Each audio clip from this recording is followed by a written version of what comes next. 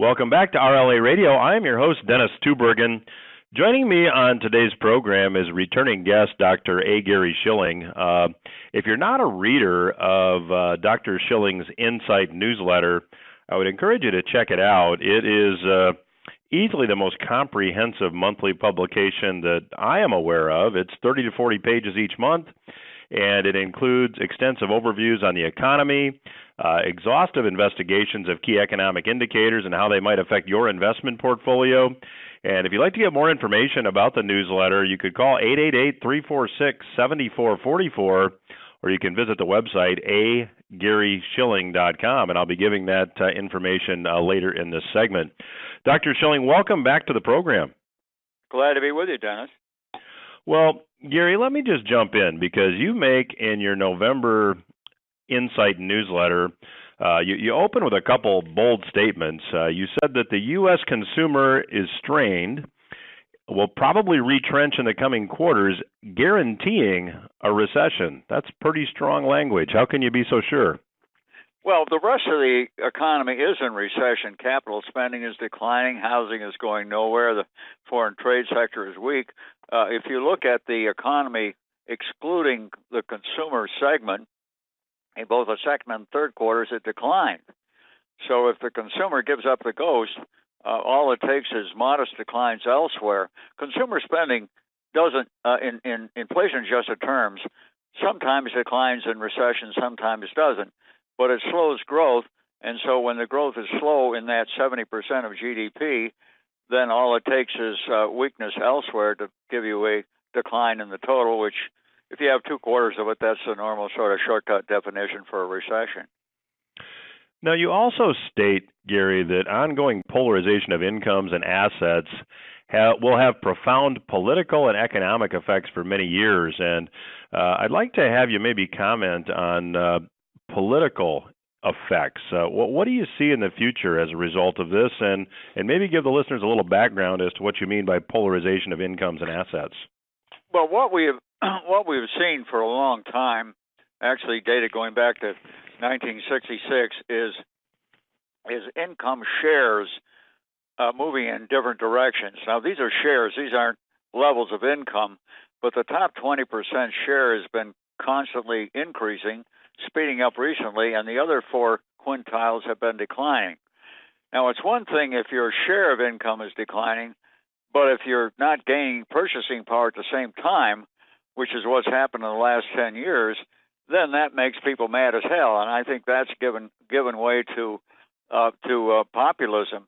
The basic reason for this is lack of income growth for most people is, I think, quite simply globalization, movement of many high-paid manufacturing jobs and related jobs from the U.S., from Canada, from Western Europe to China and other Asian countries. And it has resulted in almost no growth in real inflation-adjusted purchasing power for most people for over a decade. Now, what's happening as a result is that they are turning away from the political center. They're saying the mainstream politicians haven't done the job, so they're going to the extreme right, the far left. I think that's what got Trump elected. I think it was back of Brexit in UK, and of course now we have coming up the 2020 election, and we have the liberal Democrats, particularly Bernie Sanders and Elizabeth Warren, appealing to this, particularly millennials who have really not had the kind of income growth. They can't afford houses. They've really got stressed. I go into a lot of details in this November report and our monthly publication Insight, but they are really stressed, and these are the people that these liberal Democrats are appealing to. And I think if one of them turns out to be the Democratic candidate and Trump is a Republican, the 2020 election could be interesting. It could be the most interesting election in that regard, measuring the political mood of the country since the 1932 election, which issued in the New Deal. And of course, that was a response to the 1930s the late 20s, early 20s Great Depression. So in your newsletter, just to drill down on that point, Gary, you mentioned that Oregon Senator Ron Wyden wants to mark assets to market and tax the annual increases as income, even if the assets aren't sold. And now, obviously, those taxes aren't paid until an asset is sold. And then you just mentioned Elizabeth Warren, who's proposing this wealth tax. If such policies are implemented, what is your opinion as to how the economy is affected? Well, getting there, of course, is a lot of steps between here and there. Getting through Congress, getting through Supreme Court challenges, a lot of things, and you go back to the New Deal, and a lot of those programs were never implemented because of being shot down by the Supreme Court. But your question is, what happens if they were implemented? I think it would be extremely disruptive, because you would have, first of all, how do you measure assets so you can tax them annually, and it certainly induces all kinds of people hiding assets. Income is relatively easy to define for the IRS, but assets, how do you value them? How do you decide some guy's got a ranch in Colorado, and you say, well, they did appreciate this year? Well, how do you really know? How do you measure that? So the measurement is very difficult, and it encourages people to hide them. Attempts in Europe to tax assets really didn't work. What happened? A lot of people, just high income, high net worth people, simply moved to other jurisdictions. And it's kind of like in this country, you have people, including the president, who's moving out of New York to Florida, where the taxes, now this is income taxes. It's not a state. It's a state taxes too, but it's not asset taxes. But you see a lot of people who simply they pull up roots and they move to lower tax jurisdictions. So very difficult to implement, extremely disruptive in any event.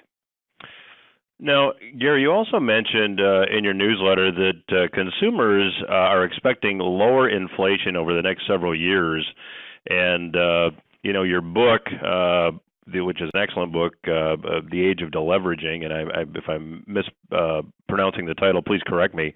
No, that's correct. But you talk about this whole idea of deleveraging, and is that going to lead to deflation? You say lower inflation, but do you actually see deflation on the horizon? Well, we could very well be there or get there soon. Because of this huge excess supply around the world, globalization being the key driver. I think inflation is a pretty simple phenomenon. When you have more demand than supply, prices go up. When you have more supply than demand, prices go down. And as a matter of fact, if you look at the nation's history going back to 1749, now I'm not sure about 1748, but from 1749 on, if you divide all the years between wartime and peacetime, you find in wartime that wholesale prices rose on average 8%. Why? Because the government was spending tremendous amounts of money on top of a fully employed economy. But in peacetime, we actually on average had deflation of minus 1.3% per year. So if you're looking at a peacetime environment, and particularly with globalization and looking at the whole world from a supply standpoint and not just the U.S., I think there is a strong case for deflation. Well, if you're just joining us, we're chatting today with Dr. A. Gary Shilling. His website is agaryshilling.com, and if you'd like to get more information about his excellent Insight newsletter, you can call 888-346-7444, and I would encourage you to do that. Gary, assuming we are going into recession, what will be the response of the Fed? Well, the Fed would be patriotically reducing rates as usual, and they've already started on that. Path. They by their own decision, are zero bound, meaning they don't want to go below zero on their overnight reference rate. They've seen that in Japan and in Europe with the European Central Bank, both with negative rates. And far from encouraging people to borrow and spend, it's encouraged people to save, because they say, I'm not making enough on my retirement money. I'm going to have to save even more, spend less to build up those funds. So they don't want to go below zero. So they get to zero, and where do they go from there? Well, they may put some. They're fuzzing up the definitions. They might actually go below zero as long as it averages out and all that kind of stuff.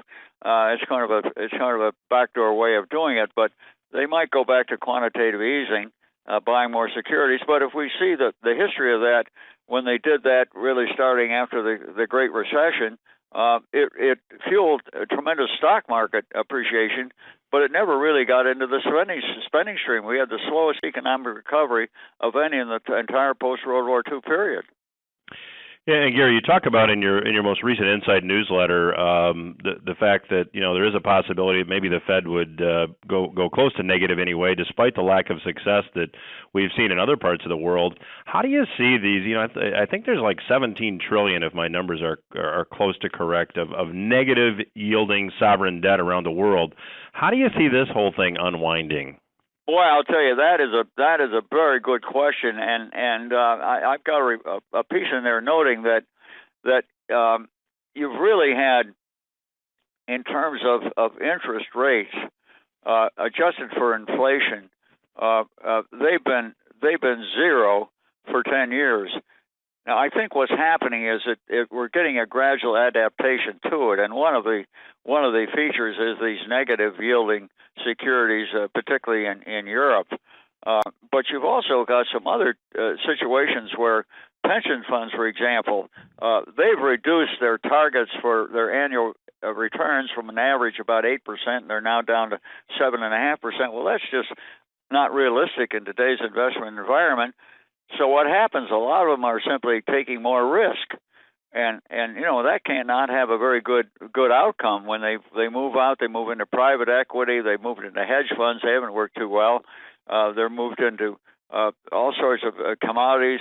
They moved away from conventional stocks and bonds that pension funds traditionally held because they really feel tremendous pressure, and that's true of endowment funds.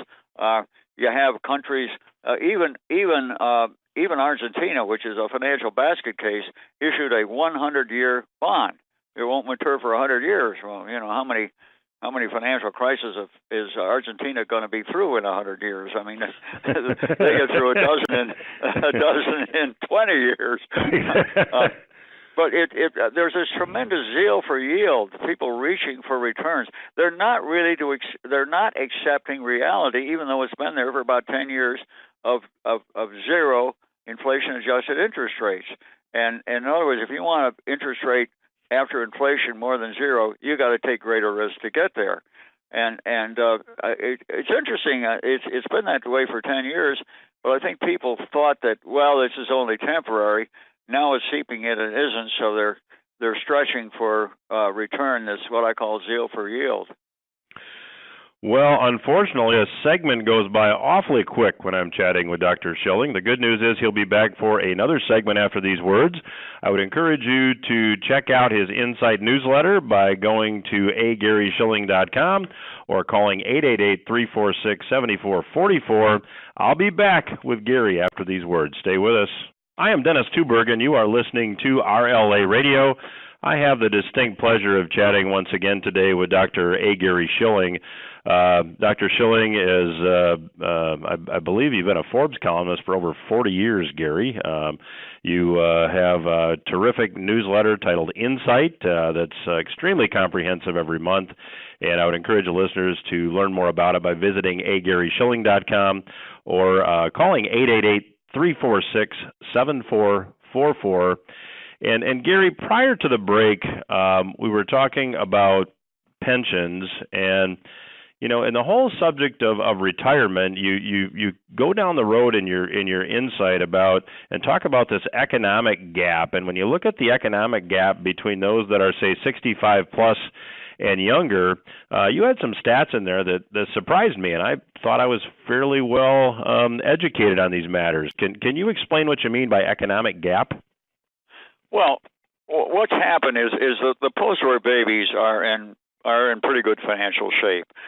They grew up after World War II. There was a fairly strong economic growth, labor markets, people moved up, and also many of them had what are called fixed benefit pension funds, and that meant that somebody retired and they got a set pension fund, maybe with a cost of living escalator, but it was a set amount of money paid for life.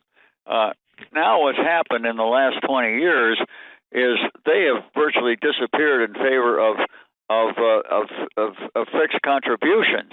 pension funds. In other words, the companies contribute to a retiree account, and then the retiree can invest that money. They can pick. A lot of times they have a choice of what type of investments they want to be in. Now, a couple of problems there. One is that a lot of people have simply not left that money in there. They've drawn it out. Companies and government and everybody else is encouraging people to leave that money in there. But when people change jobs, for example, a lot of them do not transfer those 401ks, is the most common form, to a new employer. I think something like 40% of people leaving jobs, they take their money out. So where you had the post-war babies, they had the fixed benefit pension funds. Now the later generations don't have those, and a lot of people have been very poor savers, and particularly the millennials. I mean, these people are in difficult financial shape. There's a lot of other things besides the pension funds. One is that a lot of these people went to work right after the Great Recession, the 2007, 2009. And it's interesting, the history shows that people who go to work 5 years after a major recession, their salary progressions, they never catch up. Now, obviously, salaries tend to rise with people's experience and age after that, but they never catch up. And that's what's happening now. So a lot of these people are way behind, and of course they can't afford houses. They don't have the down payments. And house prices have declined for the first time since the Depression with the subprime mortgage collapse, and people realize housing is such a great investment. But it's really is a kind of a split population where you have the post-war babies on the one end who are in pretty good shape, people in the middle okay, but then the millennials, they're really in very stressed condition, and those are the ones that I think Elizabeth Warren and Bernie Sanders are appealing to. They're saying, hey, you've been screwed, and we're going to redistribute income, we're going to redistribute assets in your favor. Gary, you on that same line of thought, I thought you had a very interesting comment in your November issue of Insight. You suggested that even though we have, I think it was 40% of those 25 to 34 held a bachelor's degree, which is significantly higher than the boomers, and yet they're finding that those college degrees really maybe aren't doing them a lot of good. So do you see a shift in the way people are going to view and maybe participate in higher education? Yeah, we've been talking about this for years, actually, because the history of this country is that people with college degrees earn more than people with high school degrees, although New York Federal Reserve Bank study recently showed that 40% of these people who've been out of college 5 years are working in jobs that only require a high school education. But what is happening is that people are realizing that college doesn't make us smart. Smart people go to college. In other words, you can say, yeah, there's a causality. You can say the correlation is there. College graduates make more money, but that's because smart people go to college. You can't prove causality with statistics. I guarantee you, every time there's a eclipse of the sun, if we go outside and beat a drum, it'll go away. 100% correlation, no causality. And I think that's what's happening. People now, students and their parents, they realize that here they are, they're taking 4 years out of the workforce, they're incurring huge student debts, and they come out, and these are not obviously everybody, but a lot of them are coming out with degrees from second and third-rate institutions, and they find that they really aren't really equipped for anything that's going to make money. Yeah, the smart people, particularly in STEM, they're going to do very well, but they're going to do well anyway. So I think there is a rethinking of the value of college. Gary, I want to go back, if we could, please, and talk a little bit about home ownership and renting. And you made an observation in your November Insight that the trend is really more toward people renting, even when they have means. Can you expand on that a bit? Yeah, I think there are a couple of things going on there. One is that a lot of people simply cannot meet higher mortgage standards now. They really tightened up after the subprime mortgage collapse. A second thing that is a lot of single-family houses have been bought up by institutional investors. These aren't just mom and pops who buy an extra house down the street. They're buying tens and thousands of these houses. They're even building houses to rent, single-family houses, because rents are really a lot more attractive in many areas than owning the house. And another thing is that if you look at the statistic adjusted for inflation and for the fact that houses over time tend to get bigger and therefore inherently are worth more, house prices since the early 70s have risen at a 1.1% annual rate. Okay. Now, somebody buys a house and they got a mortgage on it. Well, the mortgage rates, again adjusted for inflation, have been 4.1%. So in other words, it's cost you 3% a year to own the house, and that's not considering the taxes and the maintenance and everything else that goes with home ownership. So the idea a lot of people had earlier, they thought they were going to make a lot of money investing in houses. What really happened was it was a good deal in terms of forced saving. In other words, people took out a mortgage and they were forced to save by paying off that mortgage. But of course, what happened, particularly when you had the subprime mortgages, that people never, they never paid off mortgages. They simply refinanced the house. But it's interesting that the length of time that people stayed in houses, if you go back 20 years, it was 6 years. You go back 10 years, it was 10 years, and now it's 15 years. In other words, people are staying longer in houses. They really decide that, flipping houses is not the road to riches. Well, if you're just joining us, we're chatting today with Dr. A. Gary Shilling, and we're chatting about his November Insight newsletter issue. And if you'd like more information about it, you can call 888-346-7444 or visit agaryshilling.com. So, Gary, talking about the fact that we're headed for recession, and in a recession, obviously, we have potentially lower incomes. We've got higher unemployment. Do you see this trend of investors buying real estate maybe accelerating? Well, real estate has been one of these things where people have been desperately searching for returns when they see interest rates where they are now, and stocks have been basically they reached new highs recently, but they've been basically flat for a year, and so people have been reaching out. Real estate is always an area because it's highly leveraged, but I think the trends there have been more people buying single-family houses to rent out than they have in other areas, commercial real estate and so on. Apartments, still very attractive. I personally have investments in apartment buildings, and you got to have them well located. It's the location. It's the three important things in real estate. Right. But I think that it's going to be that way. But as far as I think there's a tendency to go overboard in people's zeal for yield in real estate or anything else. You got to be careful. So, Gary, in the time we have left, let's talk about some investment themes. What's your outlook for stocks? Let's just stick with the major U.S. stock market indices. Well, stocks now are very expensive. If you look at let's call the cyclical adjusted price earnings ratio. It's with the inflation adjusted earnings over the last 10 years. This is developed by Professor Robert Shiller at Yale. He got a Nobel Prize for that and other things. But if you look at that price earnings ratio, it would take a 45% decline in stock prices to bring it back to that long-term ratio that goes back to 1880. Now you can say that things are changed, but Sir John Templeton, legendary investor, said the most dangerous words in the English language are "this time it's different." I tend to think that stocks are very expensive, and you have some things going on. One of the things is that in the last 20 years, if you look at the shares of income, they've been shifting in favor of profits and away from labor compensation. They're starting to move the other way. And we're in a democracy, and things never go one way forever. So I rather suspect in future years, I'm not sure all the mechanism, but I think it's probably going to be more swing toward labor compensation and away from profitability. Also, I don't think we're going to have rip-roaring growth. I mean, you fueled an awful lot of economic expansion in stocks and everything else by huge consumer spending fueled by debt started in the early 80s. People are now reversing that trend, working down debt. So, I think stocks.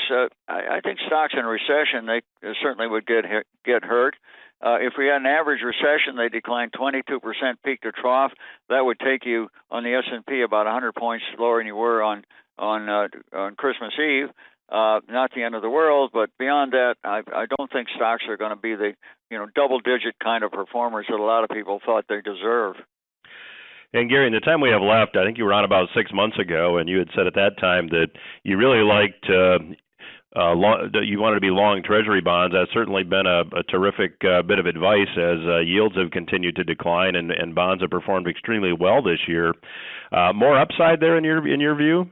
Yeah, I think so. Back in 1981, the yield on the 30-year Treasury was 14.6%. I said in print, we're entering the bond rally of a lifetime. My target was 2%. We actually got to 2%. Now it's on the yield. It's bounced off that. Now the whole point about buying Treasuries, in my estimation, is it's not for yield. I couldn't care less what the yield is as long as it's going down, because when the yield goes down, the price goes up. As a matter of fact, since the earlies, long Treasuries have outperformed the S&P on a total return basis, including dividends, 5.2 times. Of course, they're only suitable for little old ladies and orphans. But I still think with a weak economy, with the safe haven status of Treasuries, with the prospects of deflation, I think there's probably further to go on Treasury. We've hit my target. I'm not pressing it too hard, but I still think that there's room to go in terms of Treasury appreciation. Well, unfortunately, Gary, the clock says that we have to stop there. It's always a pleasure to chat with you.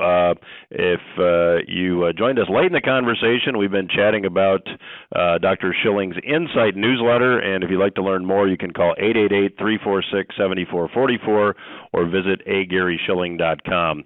And Gary, I'd love to have you back down the road. Thanks for joining us today. Same here. I look forward to the next time, Dennis. We will be back. Bye.